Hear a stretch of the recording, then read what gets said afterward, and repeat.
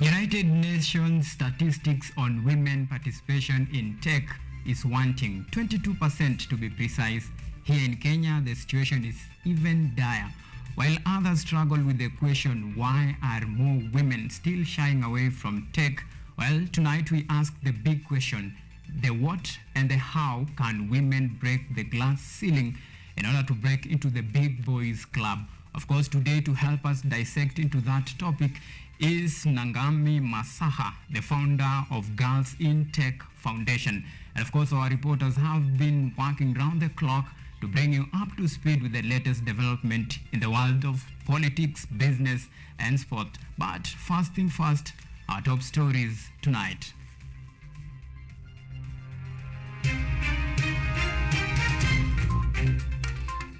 President William Ruto finally nominates his chief administrative secretaries of choice after months of legal battle that halted the process. Azimio lands in Nakuru ahead of Monday's march to State House, insisting that the March 20th demonstration will be peaceful. Former Treasurer Cabinet Secretary Ukur Yatani and Head of Public Service Joseph Kinyua have been summoned as Telcom buyout saga continue to gain momentum. Also tonight, flood and electric power outages as heavy downpour wreak havoc in most parts of the country.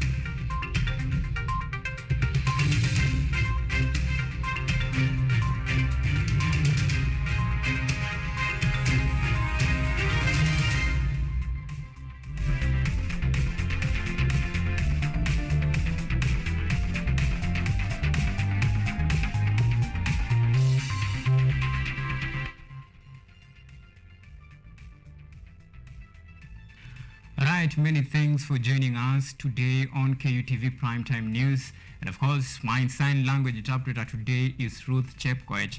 My name is AUMA Evans. Remember, you can follow this broadcast on all of our social media platforms, on Facebook at KUTV Kenya, on Twitter at KUTV Kenya, and at KUTV_Kenya, and at AU_012. Remember to use the hashtag Primetime News.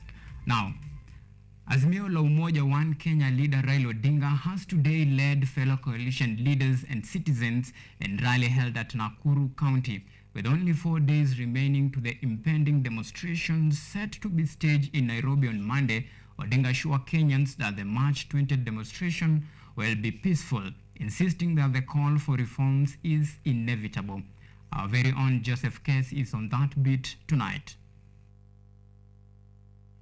Azimio One Kenya coalition today landed in Nakuru County for a public rally to ostensibly extend an invite to locals for their planned 20th mass demos in Nairobi.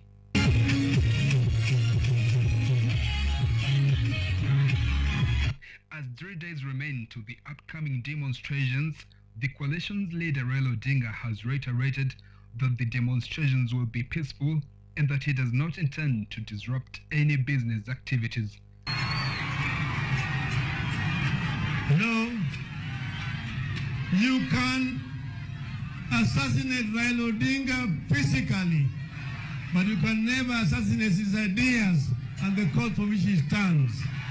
And I've said that I am prepared to pay the ultimate price if that will mean liberating the people of Kenya. Kwa hiyo hatuwezi kutishwa tarehe 20 tutaonana wao ana kwa ana. Raila now blames President Ruto for alleging that he intends to incite the people through demonstrations and says that President Ruto is defaming him. Nataka wafanyabiashara wa Kikuyu wasiwe na wasiwasi yoyote, wasihangaishwe na hiyo porojo. Sisi tutalinda biashara ya kila mtu. Wakikuyu ni wa Kenya. Wakikuyu walinipigia mimi kura mingi zaidi. Sisi hatuwezi kuharibu biashara ya mtu yote. Sisi tunataka kuboresha uchumi. Tunataka kueneza ajira kwa Wakenya. Hatuwezi kwenda kuharibu biashara ya mtu mdogo. Wiper Party leader Kalonzo Musyoka echoed Odinga's sentiments that the upcoming demonstrations will not involve violence and claims that the government intends to stage manage chaos on Monday to portray them as violent. Katiba ya Kenya inasema it is the right of every Kenyan citizen not to sleep hungry. Wewe una haki kushtaki serikali kama umelala njaa. Katiba inasema hiyo. Wale wanafikiria kwamba maandamano inafanyika Nairobi peke yake. Jana tumekuwa na maandamano kule Murang'a, tumekuwa nayo kule Thika na Nairobi, tutakuwa sisi wote. Yangu ni kuwaomba ya kwamba tukuje tuungane na baba, kwa sababu wale walipigia kula baba, wale walipiga kula pande hiyo ingine, sisi zote tuko na shida. Nyinyi mkiangalia hao viongozi wote ambao wako hapa na baba mwenyewe akiongoza, hao viongozi na waendazimu, hao ni waendazimu ambao wanaweza kutoka mahali waseme tuna shida, lakini mtu mwingine ako mahali fulani ana mamlaka. The coalition leaders have continued their narrative that Raila won the August 9 presidential elections and that they will not retaliate in their quest for justice, which they claim can only be served through opening of IEBC servers to show the genuine results. They also say that the high cost of living necessitates their demonstrations. The government has, however, warned that it will not allow destruction of property and threats to the life of any Kenyan through demonstrations. Joseph Kiss, KUTV. Now, President William Ruto has today made public his list of chief administrative secretaries to serve in his government. This comes after the Public Service Commission shortlisted the candidate for the nomination. The president's nominee will be vetted by Parliament before they approve names to forward it to the President William Ruto for appointment before they officially take an oath of office. President William Ruto has officially nominated 50 chief administrative secretaries to serve in his government. This comes after the candidates' shortlisting by the Public Service Commission. The candidates are to be vetted by the National Assembly, then later on appointed by the President. Several UDA supporters, including Ruto's close allies, have been nominated. Isaac Mwaura, who is a former nominated senator, has been nominated to the office of the Prime Cabinet Secretary alongside Sharif Athman and Rehema Hassan. And Wanjiku Mwangi, Nicholas Rioba and Edwin Sudi are expected to be at the office of the Deputy President as Chief Administrative Secretaries. Samuel Tunai, immediate former Narok governor and a Senate aspirant in the previous elections, has been nominated to the Ministry of Interior and National Administration together with Millicent Omanga and Mohammed Ali Saleh.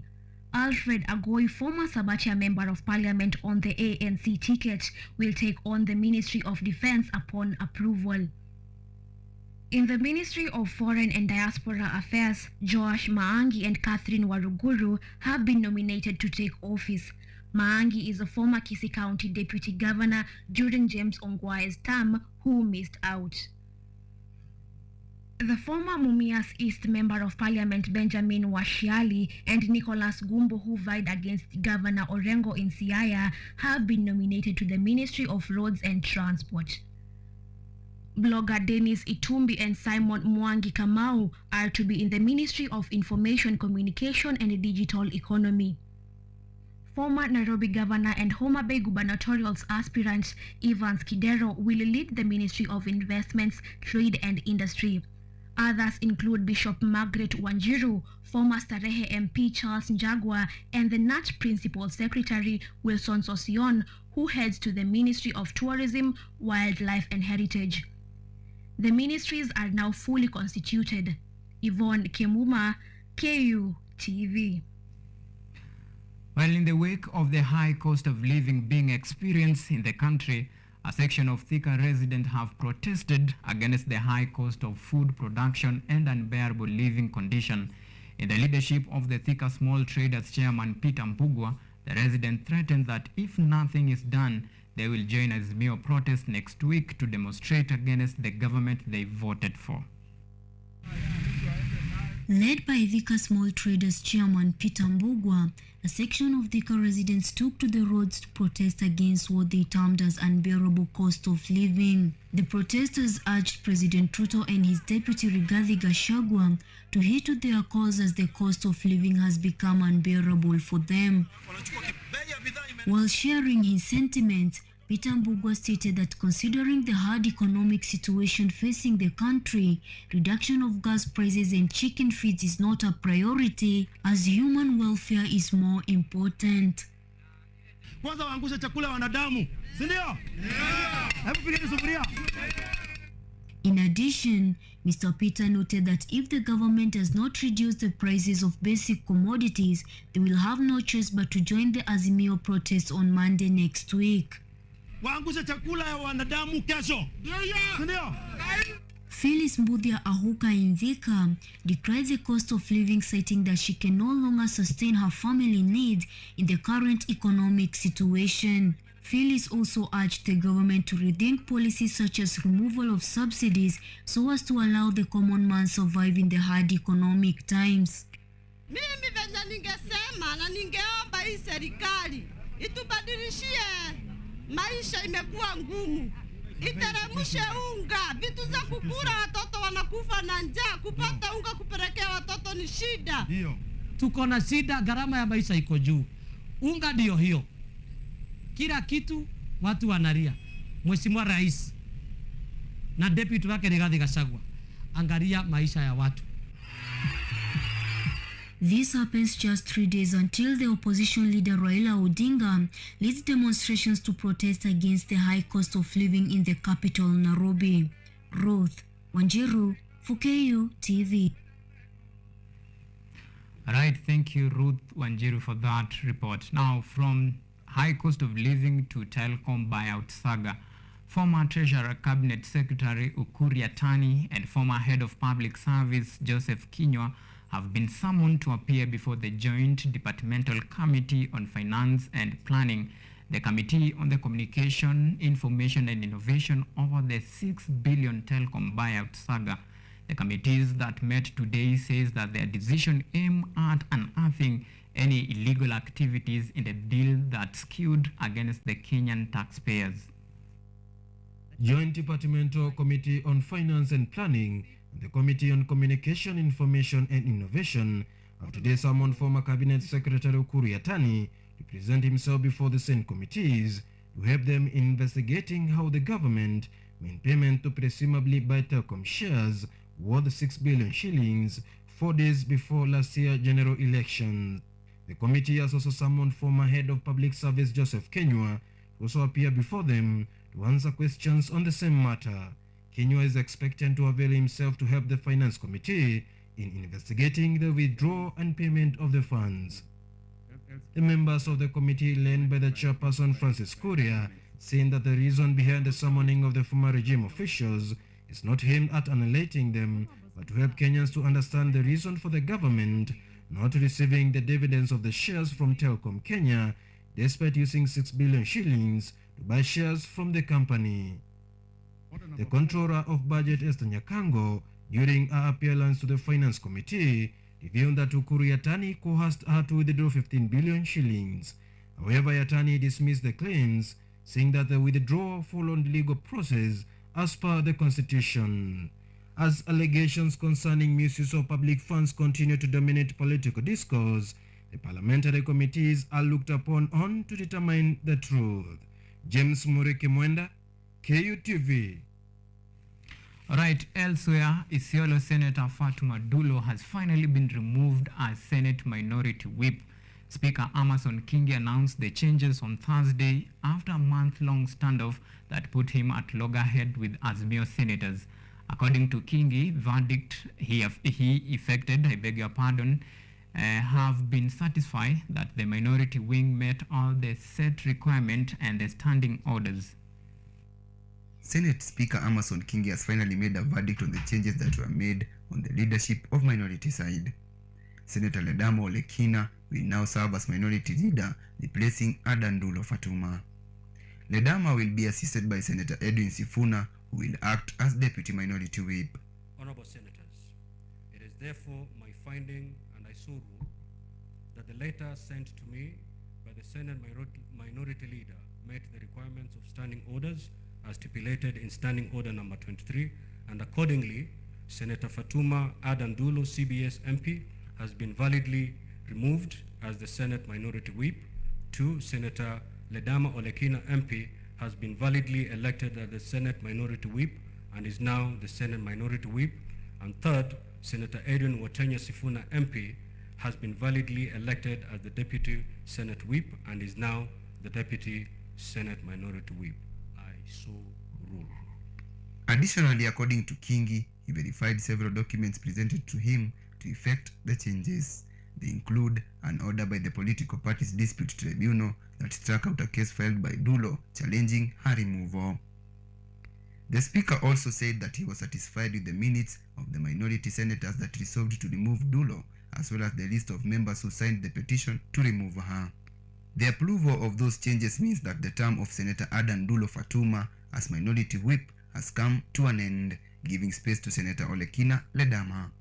On top of that, Kingi also stated that Jubilee Party will remain under Azimio 1 Kenya despite differences between the two. The second ground is that she was elected as a leader to represent the Jubilee Party from the Azimio La Umoja PG meeting, encompassing all the constituent partners in the coalition, and that it will be fair and procedural for any attempt to remove her to follow the same process. The Jubilee Party and herself were not aware of the alleged Azimio PG meeting, as due process was not followed in the convening of the said meeting. That the Jubilee Party is still in the Azimio coalition party and that it has not exited the coalition. That there has been unprocedural removal of Jubilee members from committees of the Senate, the most recent case being the removal of Senator Professor Margaret Kamar, MP, from the Senate Business Committee. That the Jubilee Party should be recognized as the third largest party with rights similar to those enjoyed by other parties, and further that the existing coalition agreement must be taken into account before any removal from office. In the thick of the stalemate, the opposition senators staged walkouts from the Senate's debates chambers, demanding the speakers to make a ruling on the same. The chaos erupted in each and every Senate sitting, leading to some of the senators being kicked out from the sitting. Edward Nyamo, KUTV. Floods and electric power outages have been reported following long hours of rainfall from yesterday running into the wee hours of today morning. The latest rains have broken a cycle of Kenya's worst drought in 40 years, which left livestock dead and farming lands dry. As Joy Wangu reports, the weatherman has predicted that rain will continue in some parts of the country while others will remain dry. After a very long wait, Kenyans are finally grateful for the rains which came late last evening and continued to fall until today morning. The Kenya Meteorological Department, in its prediction for the period starting today until Monday next week, says that rainfall is expected over the highlands east and west of the Rift Valley, the Lake Victoria Basin, the south and central Rift Valley, and the northwestern Kenya, as well as some parts of northeastern Kenya. Isolated storms are expected in this area except coast. Dry conditions will persist in the southeastern lowlands as temperatures to remain high. The onset of rains proved to be a nightmare for some of the motorists as various roads got flooded. Motorists using Waiyaki, Nairobi, had to slow down following flooding, which in turn resulted to a huge traffic. KPLC also admitted experiencing systematic changes due to the rains, resulting in power outages in several areas even as they worked to restore the normalcy. Meanwhile, residents of Nairobi have urged the county government to open up blocked drainage lines to avoid flooding. Wajir has also been reported as one of the areas facing flooding. Rainfall is expected to increase in intensity and spread to several places towards the end of the third week of March. According to the forecast, the wet regions will continue to receive rain, hence the farmers have been urged to use this period to their advantage. Joy Maina, KUTV, Nairobi. Right, we take a short break here at KUTV Primetime News. Of course, plenty more to come. including our special interview about women in tech. Of course, don't stay too far. It is an interview that I'm sure you don't want to miss out.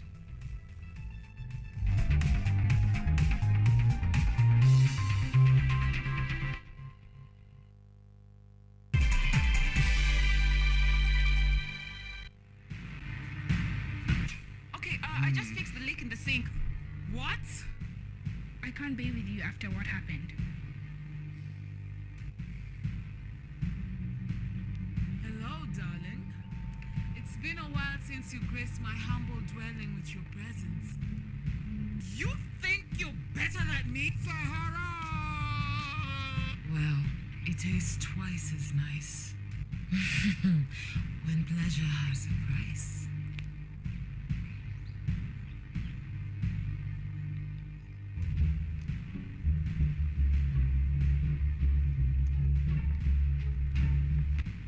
Stop it!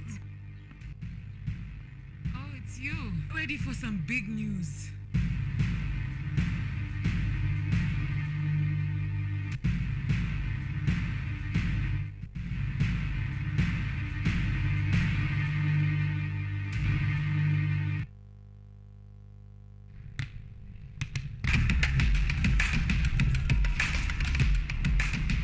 Access to knowledge.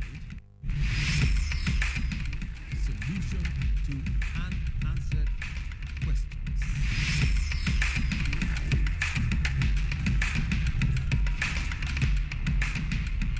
Guidelines to pursuing your rights and repossessing your property, intellectual or material. This and more only on Law Matters.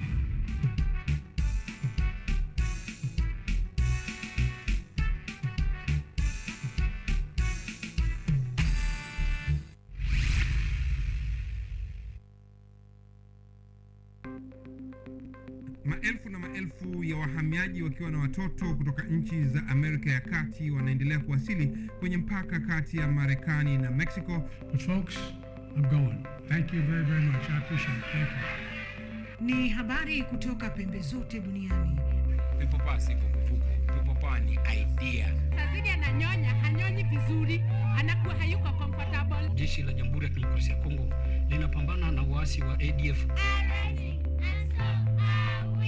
Kwa sasa wanatoa wito kwa mashirika, makampuni na vilevile vituo vya uchukuzi. Mambo mengi yatakwenda kama yalivyopangwa. Hapa ni kuna mmoja wa viongozi wa chama cha wavuvi katika eneo hili. Zaidi tunajaribu kuwapa chanjo ili ina boost ama inanyanyua kinga ya mwili, ndio inaenda kupelekea kupambana na virusi. Ni duniani leo, Jumatatu mpaka Ijumaa, moja kwa moja kutoka VOA Swahili, Washington DC.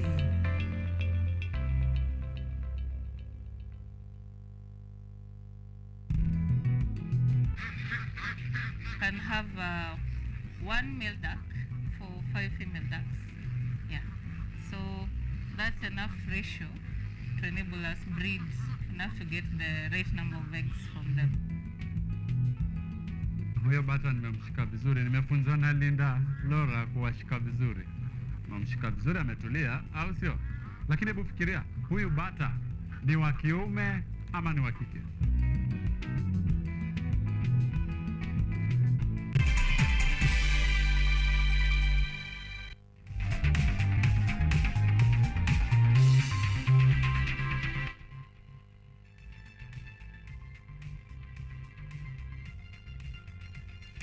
Alright, welcome back, and we are glad that you decided to join us. Well, let's move on.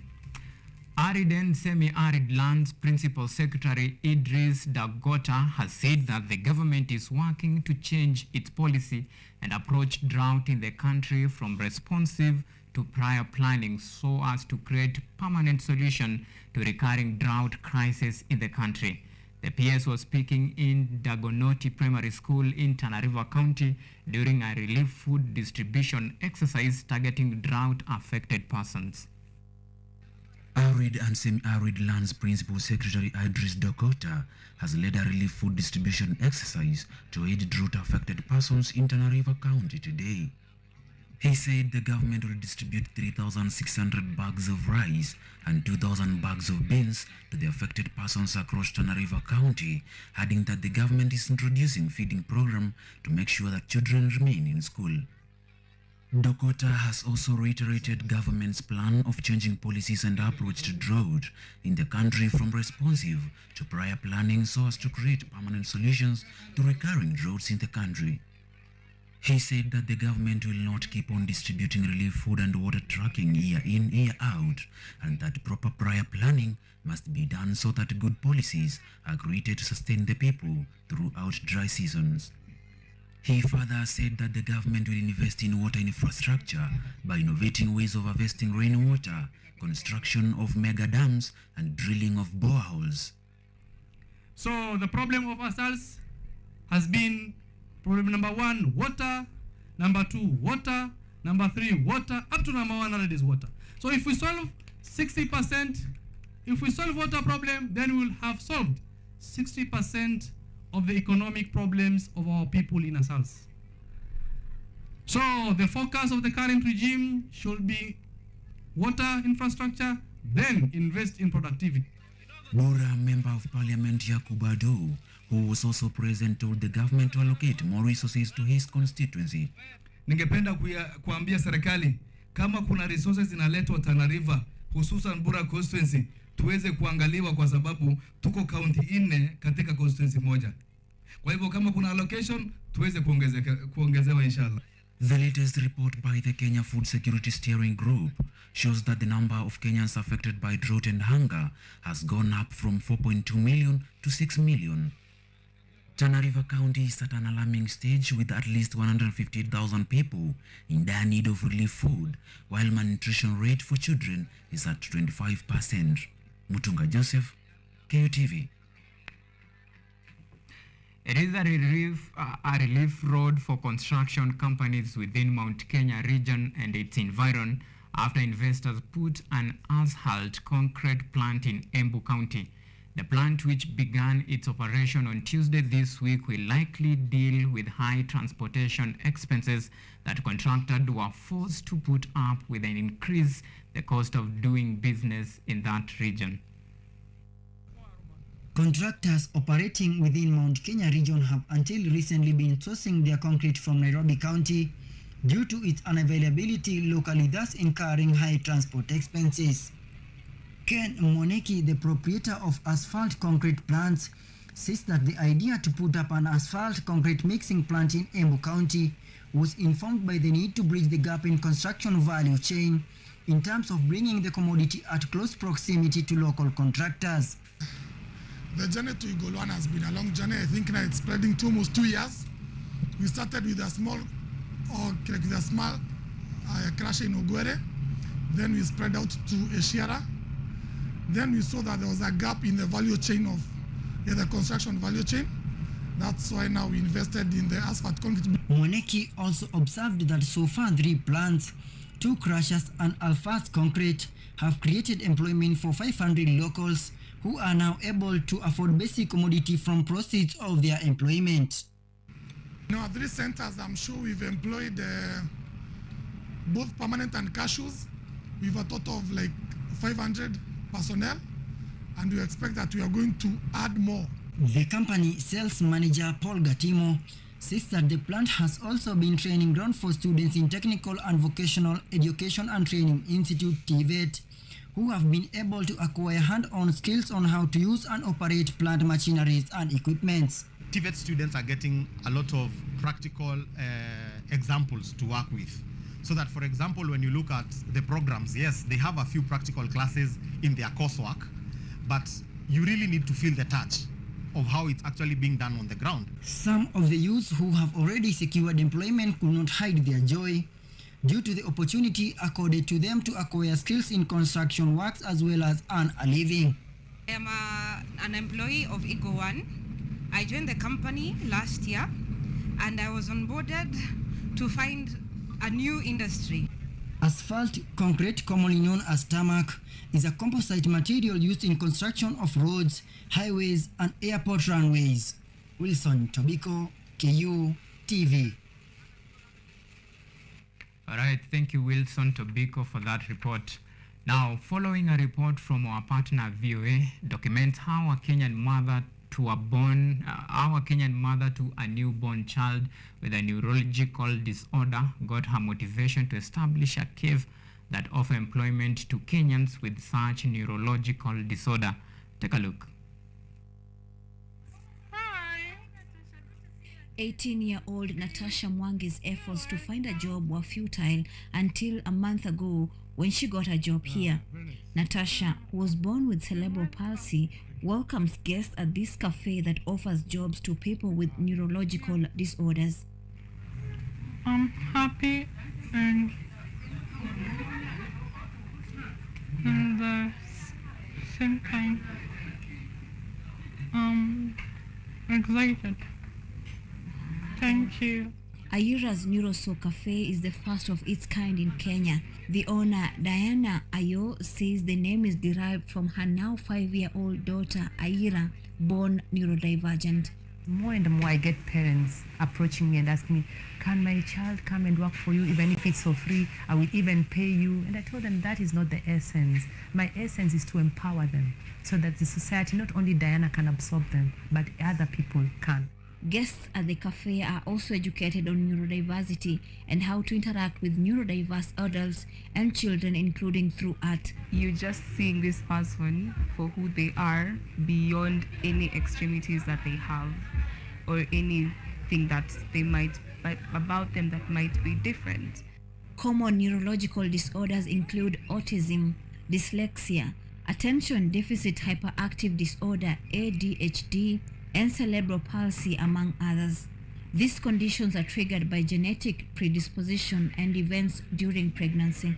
According to the US-based Center for Neurodiversity and Employment Innovation, unemployment for people with such neurological disorders runs as high as 40%. Experts say that in Kenya, lack of understanding and proper education is locking out many highly talented individuals out of the job market. Having transitioned maybe the education system where their unique and very unique needs were not taken into consideration, then there's a very high likelihood that they will end up also not having their potentials and capacities fully identified and picked.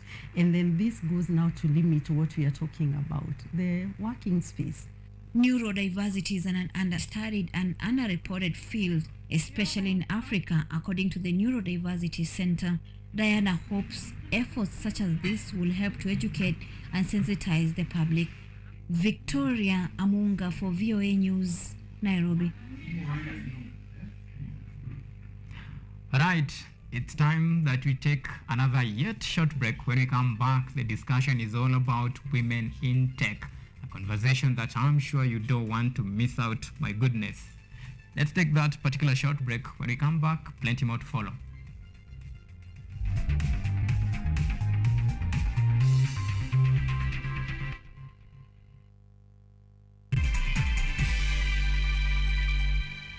Technology, science, innovation, ICT and research. These are the ingredients upon which the solutions to the 21st century problems are founded. In a world that is rapidly changing, it's all hands on deck to ensure a balance in all fields of life.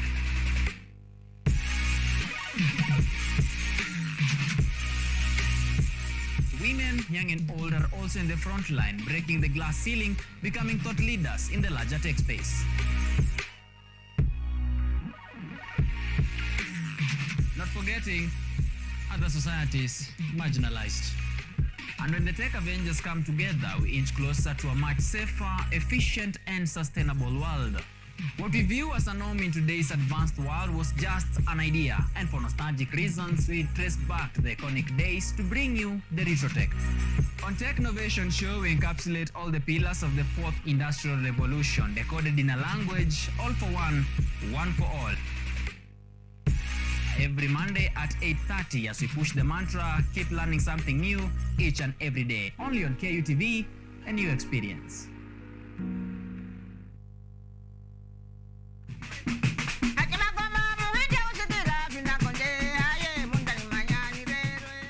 tohara. Hizi ngoma pia huwa zinapigwa kama hali ya kufurahia, kusherehekea na kutumbuizwa, yani kutumbuiza watu ambao wamehusika katika hafla hiyo ambao huwa inatendeka ya tohara.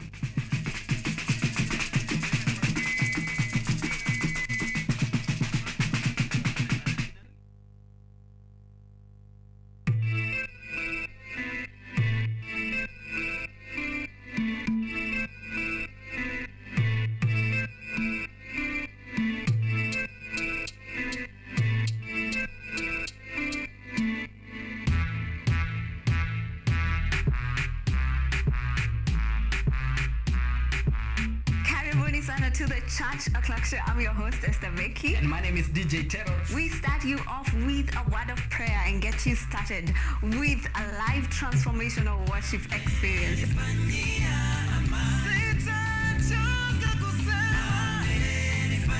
And have our minds renewed by the word of God on the word segment. And not forgetting new music za hii wiki, yani ndakuwa bado nawapatia pale wasanii wamekuwa kiwakali.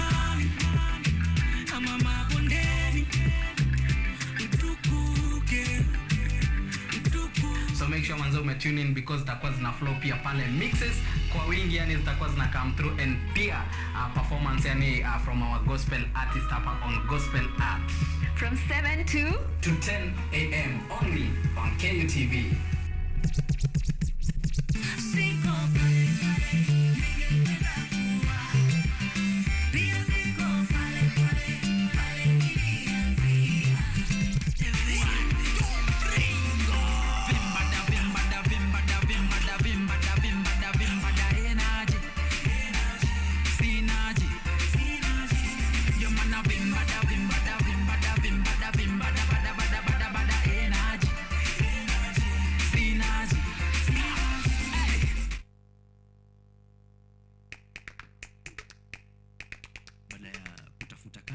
Tunaweza kuanzisha miradi yetu ambayo ingetusaidia kubadilisha maisha ya wazazi wetu. Kwa vijana wenzangu, wengi wana kazi, lakini ikiwa sisi wenyewe tutajiamini, tunaweza kujiajiri wenyewe. Afrika kwa kweli tuna mahitaji ambayo ukiyasuluhisha unaweza kuathiri watu kwenye bara hili bila uoga.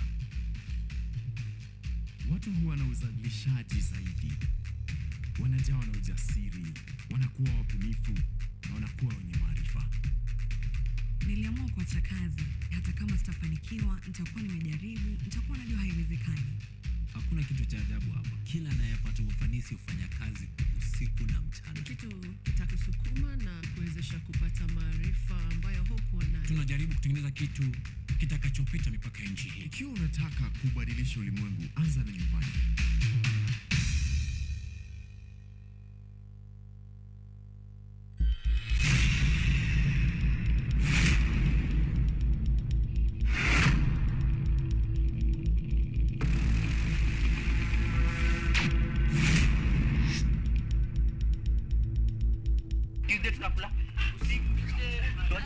Kwanza tuende lunch. Chapo.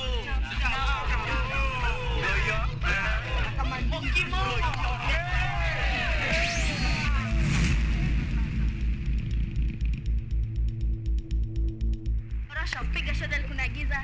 Sikinai tujinai siweke story. Kata maji pia shada liko nasio nikosa msupo si stress. Kama rende kisha basi nipe. Najua ni nini.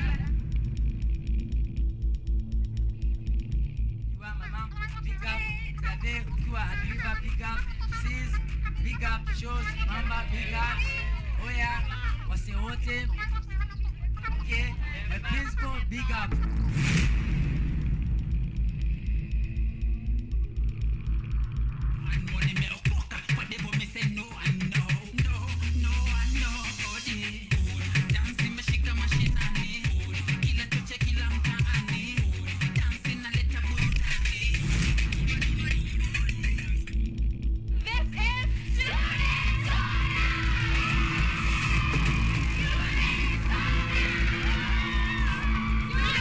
Sorry!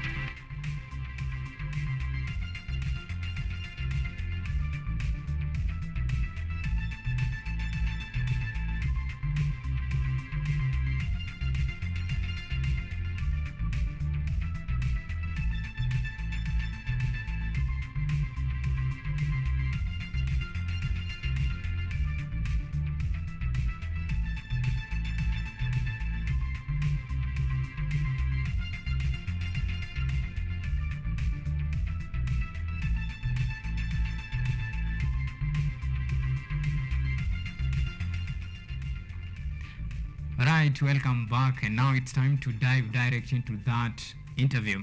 The discussion tonight is all about women in tech. According to United Nations, women make up only 22% of artificial intelligence globally, but UN says digital technology is opening up doors for global empowerment to women, girls, and other marginalized groups. At the time when the women in the tech space in the country are on a mission to implement policy intervention to help bridge the gender gap in digital technology. And to help us dissect this topic is Nangami Masaha, is the founder of Girl in Tech Foundation. Well, thank you so much for making time. Thank you for having me. Well, let's dive direct into this issue of women in technology. Yes. Why are women so underrepresented in tech space? I think the underrepresentation comes from the point of misinformation. Right. Because once you have the information, then it becomes very easy to take up spaces. And because there's not so much information that is going to women, especially that they can be tech experts, it becomes very difficult for them then to be represented in such spaces. Because I understand that the tech space is consumed of guys, mostly gentlemen, who are considered to be nerds, who are considered to be, of a particular way. So most girls will be like, no, thank you.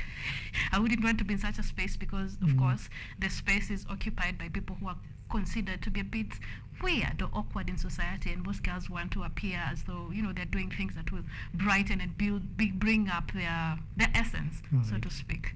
Yes. Well, this begs the question, how can women tap into the so-called boys club? How can they tap into that space? That's a beautiful question. Now, let me just give you a little bit of background of why I'm even seated just across you. When I have a background in finance and banking, so that's what I did undergraduate. So moving forward, especially when we're getting into the fourth industrial revolution, I wanted to also have a piece of the cake in terms of tech, because tech is taking over the globe, and also wanted to understand tech, build tech businesses, artificial intelligence, data science, data analytics, robotics, and whatnot. So because I was intrigued by those things, I decided then to take up masters in data science.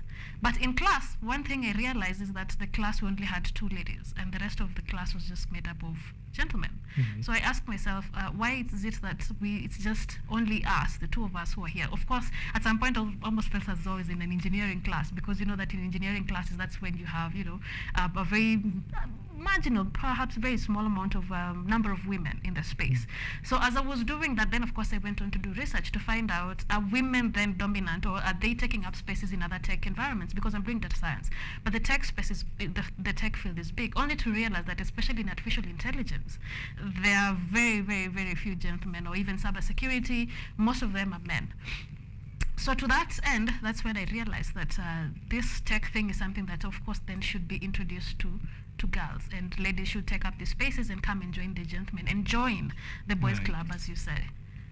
Well, for girls who have the expertise and of course they have education background, well, the big question that many are asking, is there space for girl, of course, in tech space?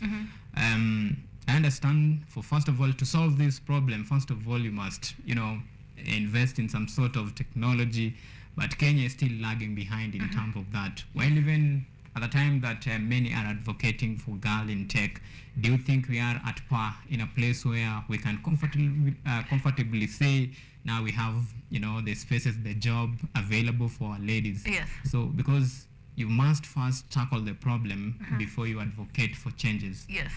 Do you think, in our own opinion, we have the job available for our girls? Yes. The pie is too big for any of us to consume, because of course we're just getting into the technological revolution. So that the cake is still too big. At least for the West, for the people in the West, then they can say that they have exactly tapped into that market. But for us here in Africa, especially in Kenya, still at its infancy. So anybody can partake in this big pie and be frontiers. They can be pioneers of whatever it is that they want to people to consume in the tech space. So the pie is big. The only problem is the misinformation, because even as we're operating in the tech space, most of us are operating blindly, because we are a third world country. So we need to create solutions and problems that are for this market, for the third world nation. And anybody can do that, whether male or female. So the space is big enough for anybody to get into. The only problem then would be in terms of the facilities and the infrastructure that will allow anybody to partake in the tech space. And the girls, most of them then do not have the direct access into these spaces where they can tap in terms of infrastructure and facilities and get to position themselves so that they can partake in this big cake that is there for everyone to consume. All right. What has changed over the time? Of course, I know the journey has been, one of its own fair share of challenges. Yes. Some will call it a roller coaster ride. Yes. But from your own assessment and judgment, of course, what has changed over the time? In terms of ladies in tech or just tech as a ladies whole? in tech, and of course the progression of journey from the time these changes came, the technology, and now up where we are today. When you look at the global statistics that was released by United Nations, 22% globally, that is the dimming statistics to start with. But now the journey has moved. UN says there is door for girls and women in tech and of course in marginalized groups to actually realize their potential. Here in Kenya, there is push and call, of course, globally for more women to take part in tech. Well, as a person who has been, even as a founder, you have been very instrumental in the involvement of girls in tech. Well, what will you say has been the journey so far, the progression from that time until now? In my view, the journey has been, of course, the journey in itself has been a bit slow, just to get people on board, because tech, especially for ladies, is not something that is taken seriously. But just to be fair to the women that have gone before us, because they are impeccable women, number of women who are in the tech space. I forget her name, but the pioneer in terms of artificial intelligence, especially in the world, she comes from the United States, is a lady. She's in her perhaps 40s or 50s. I'm sorry about that, but perhaps the name will come to me, but it's a lady. So we have frontiers who have been in this industry trying to make sure that we make progression. Now, in terms of just the progress that you're making, the progress is beautiful. The progress is it's commendable, because now we're seeing more women getting into the space because of information. And because people like myself and other women, and of course, I stand on the shoulders of so many giants that have come before me. So those of us who have gone door to door, at least school to school, urging ladies to come and join the tech space, the progression has been, initially it was slow, even as I was joining it. I didn't understand. The person who encouraged me to get into the tech space was not a woman, it was a gentleman. And I asked myself, we are getting into a technological revolution, and I don't see people of my kind taking up spaces. But then again, having been in the ecosystem, I have come to realize that the progress is there, because as we move forward, of course, in terms of girls in tech, it means that I am trying to have this proliferation of people of my gender in the tech space. So as they are in the tech space, then it has to there be a mindset shift, and it has been there. So the progress has been slow previously, but we are making headway in the right direction. Yes. Well, why is inclusion of women in tech so important at this stage? Inclusion of women is important because, like any other field and any other industry, you need diversity. And as a woman, I bring my perspective is different when it comes to creating robots, when it comes to creating, I don't know, applications, because of my, because can you imagine if we only had an industry that is run by men, then it means that their uptake in terms of information is going to be skewed, because they can only produce what they know. They cannot produce for a market that is unique to me as a lady and the things that I understand. So when I come into the market, I bring the diversity. And for any society to succeed, they say that diversity is diversity? Yes, no, spice of life. Yes, diversity is the spice of life. You need to have diversity. So once you have an opinion that is different from the norm, it becomes then easy to even create applications, to create technological advancement that then encompasses everybody else in society. And as we move forward, we have women, we have men, and then perhaps we're going to have now people of who are abled differently, because then they can also bring their perspective to the market and to the industry. So girls being in tech, it's a different perspective, and it's one that is important, and it's required to be there. All right. When you look at all these particular conversations, these are conversations that we have had it before, and we'll continue to have it. But now this begs the question, like, how do you address the gender gap as far as women participation in tech is concerned. I think the only problem that is standing between any society and advancement is information. Just the lack of information can make you can lag behind as far as centuries or millenniums if you don't have the necessary kind of information. So for me, my idea is this: just provide the information. And I think it's the thing that is also standing between the rich and the poor has always been information. People are not where they are because they have the talent, the competence, the skill, although that is very important. But for you to succeed in any field, you need the necessary kind of information. So I think the only thing that can bridge the gap is information. Provide the necessary information and put it where it is required so that people can make informed choices. Because if the choices that are presented to women are limited, then they're going to make limited choices. But if the choices are vast, there's an expanse in terms of what you can do as a woman. And there's this, let me just bring in something, a unique perspective. In psychology, there's a guy called Solomon Asch. Then there's the theory of conformity. So the theory of conformity, this is what happens. Solomon Asch brings in the people that he wants to experiment on. And then he has like 4 lines, which are just similar in terms of length and width. And then the 5th line is different. So it could have been small, it could have been longer, shorter or longer, but the 4 are very similar. So as the people were coming in, Solomon Asch, and then he has people who are part of his experiment, so they're called confederates. So the confederates are the people who are part of his experiment, but people don't know that. So they'd come in. So I'm seated here, imagine you're the experiment, I'm seated here, and then the confederate comes in and you ask them, what do you think about those lines, the 5 lines? And 1, 2, 3, 4, the confederates come in and say those lines are similar. And then now the person who's been experimented on, number 9, comes in and is asked, of course it's me who's seated here, and then you ask me, what do you think about those lines? And because 8 people have come in and said those lines are similar, I'm bound to conform and say those lines are similar, despite the fact that there's overwhelming evidence to suggest that those lines are not similar. 4 of them are similar, but the 5th one is different. And all the time, 8 out of 10 times, people said those lines are similar. Conformity. So that was just to bring about the theory of conformity, that at the end of the day, when people are given information and there's nothing to suggest outside their context, giving them the position and the idea to think outside the box, they're going to conform. So this is what happens, especially even with the girls, because of the information that they're given, that as a woman, this is only what you can do. Go do nursing, go be an engineer, go be a doctor, go be whatever, a lawyer. And then you're not given the opportunity then to think outside the box because the information has not been provided for you. And you conform to society because everybody else who's come before you has told you that this is only what you can do. So then you grow up believing that this is the only thing I can do. I can't think outside the box. So the only way then to bridge the gap is to have the information so that people can make informed decisions and informed choices and come and join the tech space. Because where we are headed, every industry has been automated. Who is going to automate this industry? Anyone who has the expertise, anyone who has the information. But unfortunately, we are seeing that it is gentlemen who are doing this, and we're asking, where are the ladies?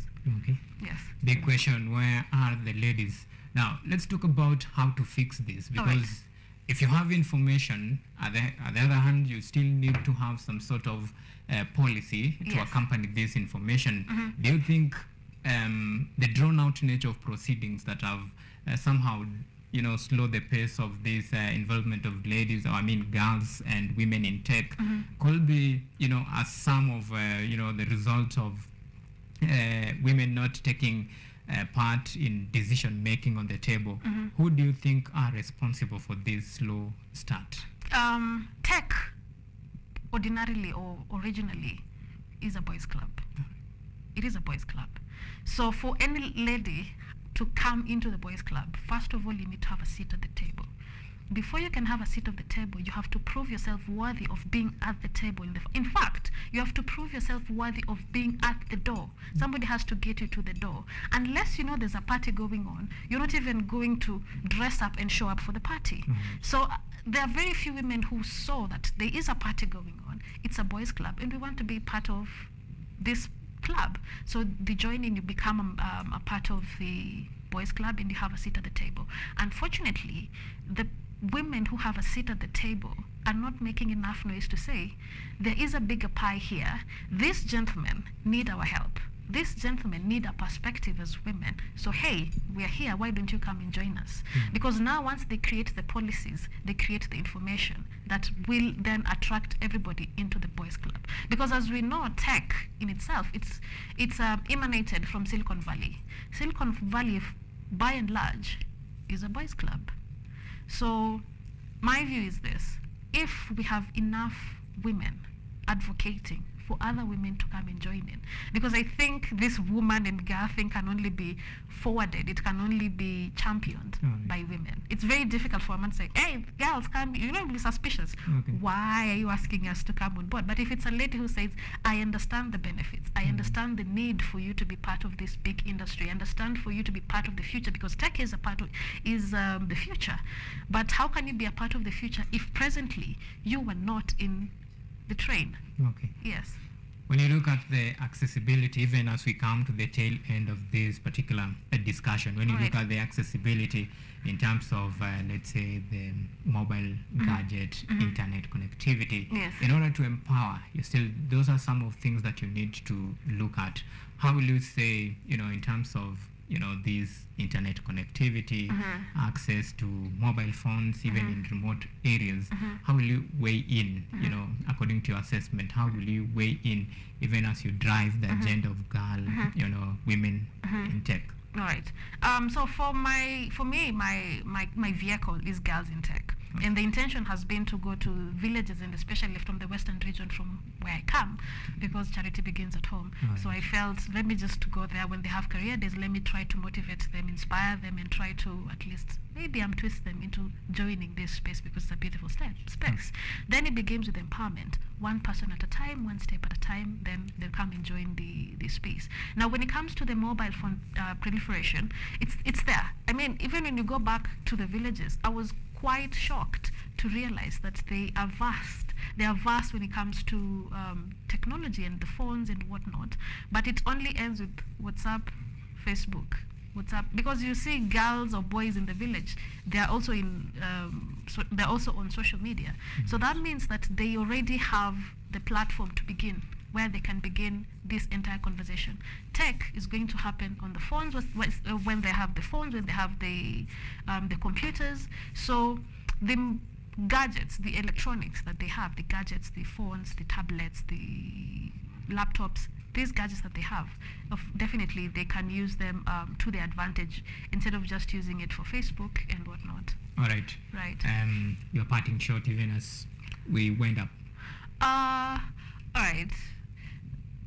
Girls, this is just my call to you. Come join the tech space. The cake is so big for every one of us, for each one of us to consume. You want to be a part of the future. The future is in technology. I implore you to come join us.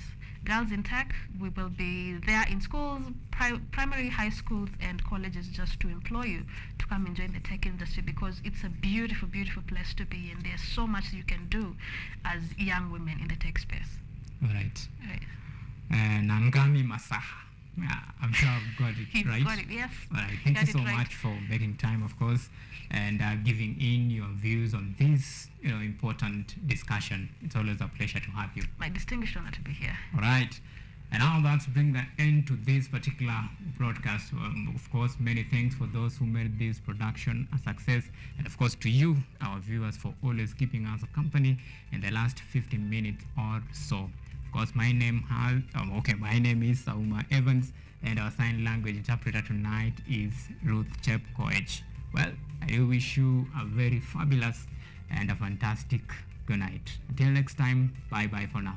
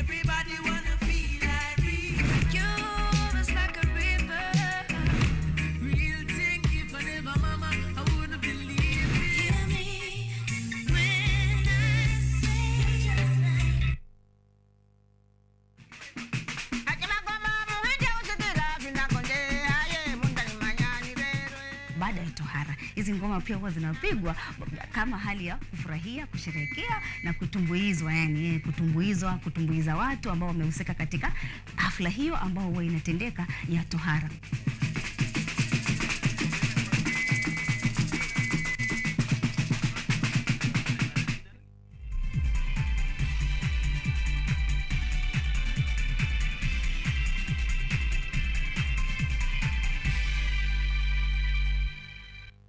This program is rated 16.